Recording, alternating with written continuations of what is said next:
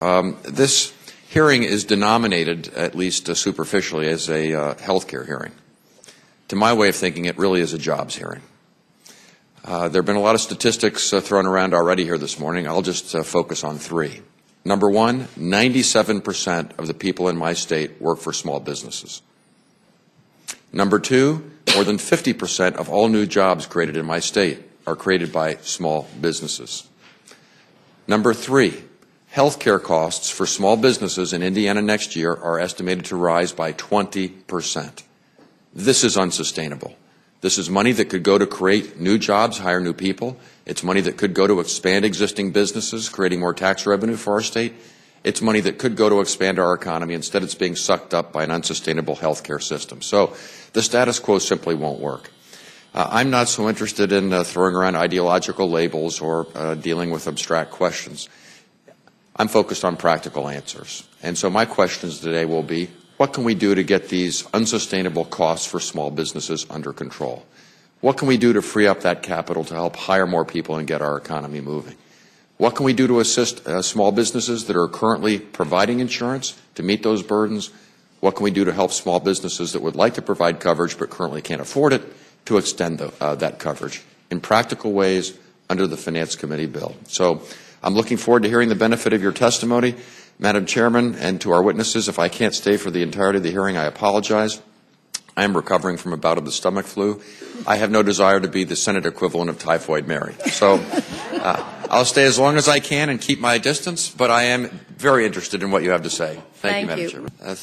Thank you, Madam Chairman. As I said in my opening comments, I'm not that interested in what the liberal or the conservative position is in all this. I'm not that interested in what the Democratic or Republican partisan position is in all this. I'm interested in what practical steps we can take to help Hoosier small businesses and families meet the skyrocketing costs of health care. So I'd like to pose what I think are two practical questions. They may not be answerable at this moment, but I think before we ultimately vote on all this, they need to be answered.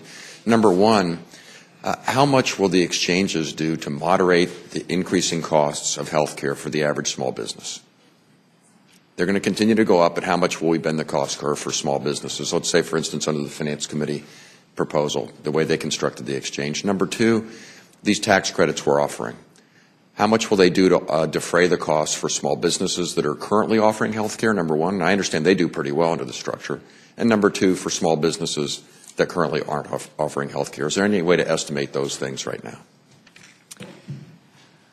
Well, I'll leave the estimates to Gene, but in general, he's moonlighting yes, for the CBO.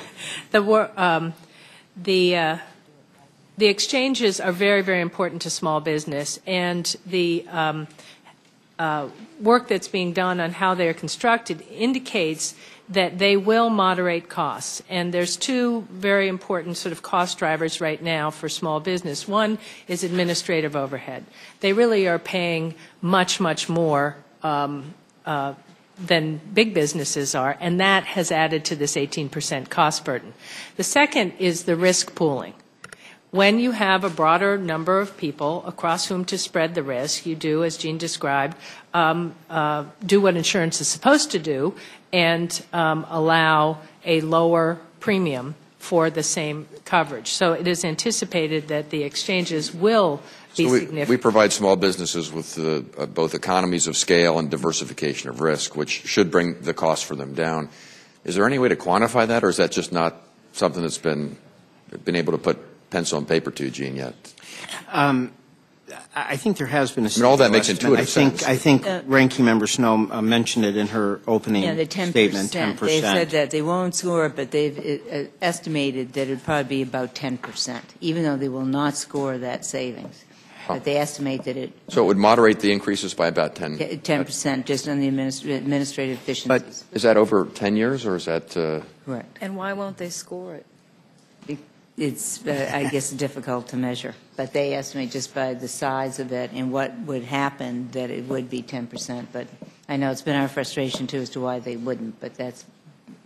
So, you know, Senator, as someone who's done, budgets a lot in their life, obviously, and never more in health care do we look for the score in the CBO. But I still feel at the end of the day, when you're looking for savings, you want something that kind of makes sense from a common sense point of view. You can explain to anybody, not just because you can communicate it, but because it gives you confidence that this is in fact not just a technical scoring issue. I mean, the typical small business goes out and a broker comes back and does a bunch of things. They're trying to get a lot of their commission for a lot of services on the healthcare side.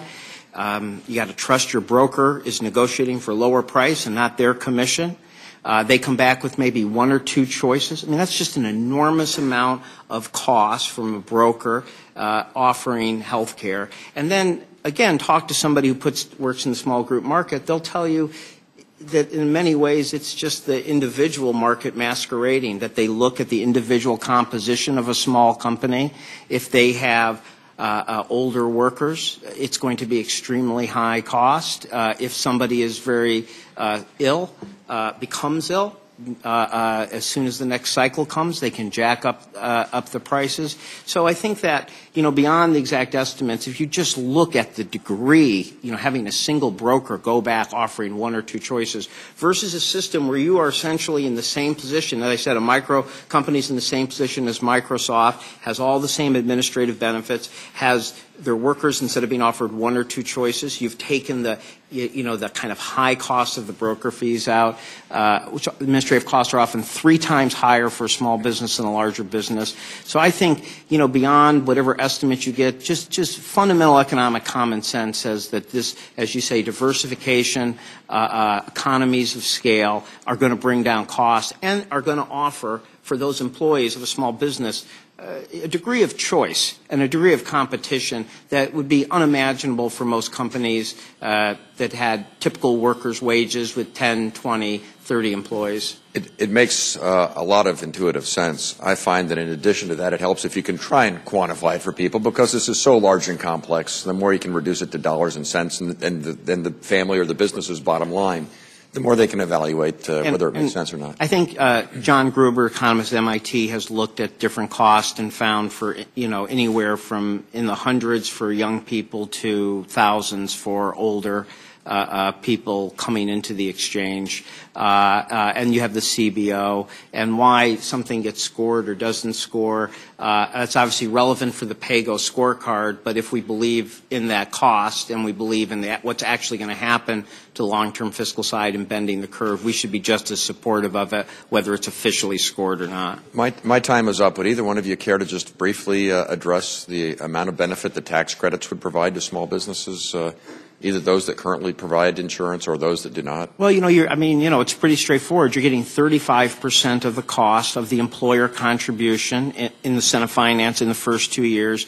And then once the exchange is up, it would offer 50%, or could as high as 50% of the employer contribution. I mean, obviously, that's for those years in which that applies, that goes right to the bottom line. 35% in the first couple of years, 50% thereafter. 50% of the employer contribution. Obviously, there's a different formula in the Health Committee. If you're a small business currently providing insurance, you get a 35 to 50% benefit. That's right. This is not just for for 2011 and 2012. This would be generally applicable. I think one thing that is good is that this does offer what you do have in the Senate Finance Committee does offer a significant amount of benefits to small businesses right away. Does not wait for the full exchange to be completely operational. And again, I think this will encourage some new coverage, but I think that for the companies that have been bearing this and covering their workers, if this frees up more money for them to invest, to expand, to hire more people, that's all for the good. Thank you. Thank you both.